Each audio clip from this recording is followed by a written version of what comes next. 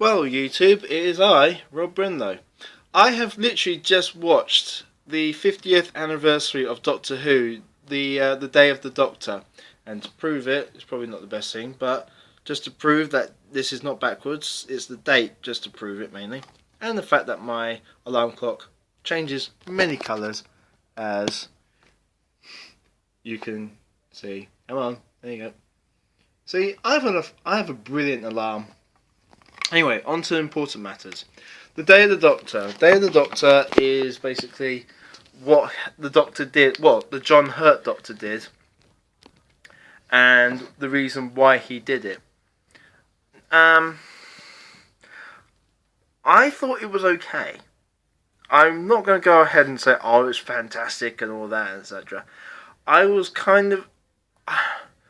I wanted the John Hurt Doctor to be very, very dark, because there was a piece on the BBC website. It was the Night of the Doctor. It featured Paul McGann turning into John Hurt.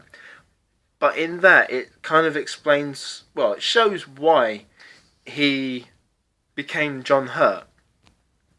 And I was expecting it to follow across, and it doesn't really. It's kind of, if you haven't watched it, this is going to be one humongous spoiler for you. But if you have, then you kind of you'll probably understand what I'm talking about.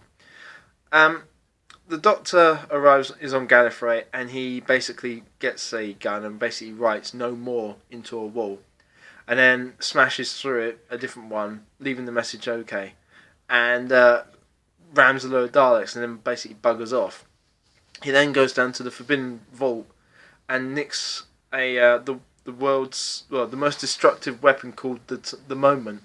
The Moment, which, believe it or not, is Billy Piper, as Bad Wolf, not as Rose, who basically can destroy whatever the person who uses it wants destroyed, really.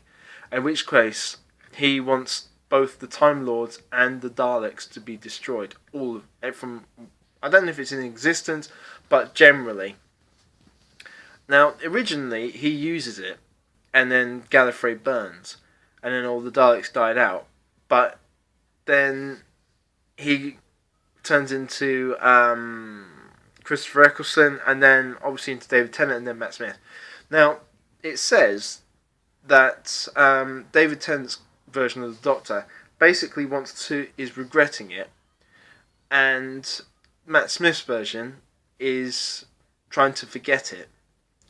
And it's about how the three suddenly turn up. The Fez is in there. I was quite happy about the Fez. You know, I just like the Fez.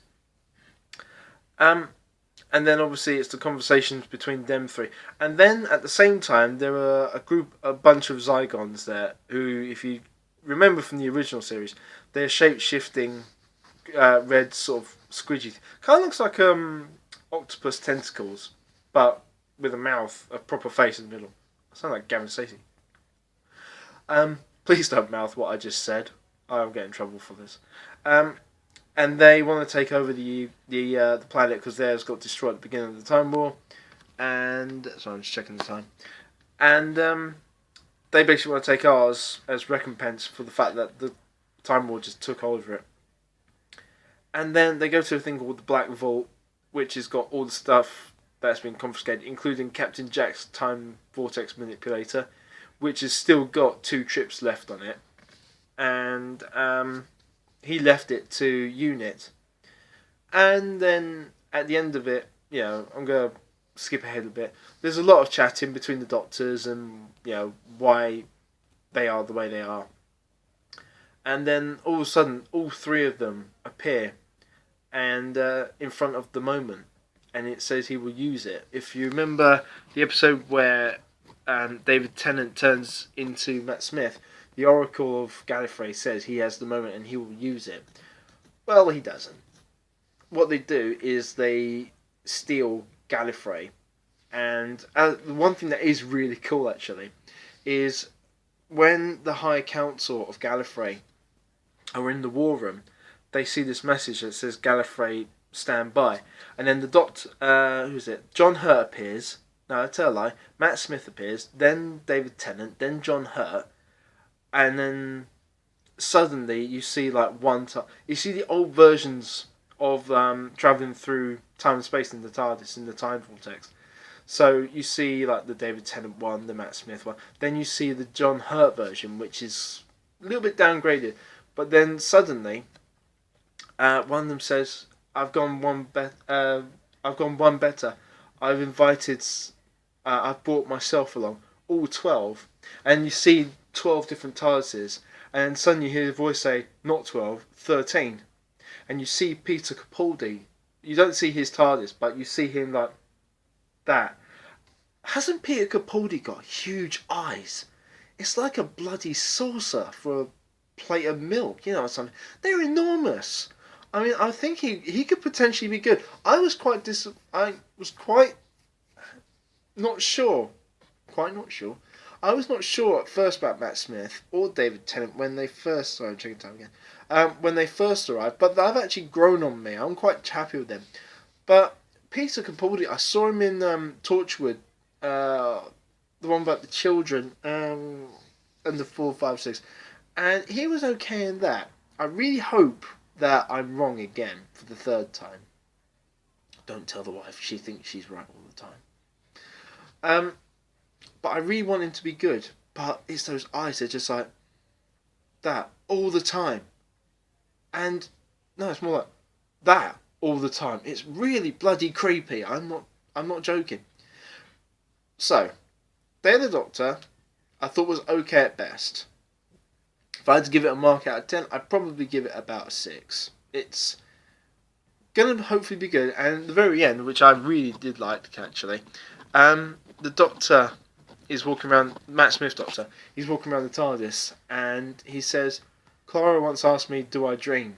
He says, "Of course I dream." And she laughed when I said, "You know, what do you dream about?" And she laughed. And he says, he just talks about things he does. And then he opens the doors, and as the camera pans round to his back, it focuses in on, there's a group of people. And as it gets clearer and clearer, it's all of the Doctors, with the exception of Peter Capaldi. So 1 to 11, sorry. Well, 12 actually, because they now include John Hurt as the Doctor. And, what's that? Okay. So when he appears, it's just kind of like, yeah, and then it comes to forward shot, kind of like that. No, sorry, like a V shape, and then right at the middle, on his own, is Doctor Number 1, William Hartnell, and then he says, "Where am I going? I'm now happy. I'm going home, because Gallifrey has now been moved, so it's now everyone thinks it's been destroyed, but it hasn't, and now he's off to go and find it." And I should also point out that Colin Baker is in it. Colin Baker. Oh God, the one, the really mad-looking one, the one with the scarf. So yeah, he's a curator, and he's actually the Doctor as well, I think. But yeah, so if you haven't watched it, I recommend you watch it just so you can fill it in. Like I said, 6 out of 10 for that one, and I will be waiting on the one from Christmas to see the very final episode of Matt Smith. And the very final episode says, "What is this name of this planet?" And they say it's Trenzalore, and that's it. And then it cuts off. It's like, next month. So yeah, that'll be an interesting watch. Now it's 20 to 10. I'm going for a shower because I smell like the dead, and I will catch you later. Rock on.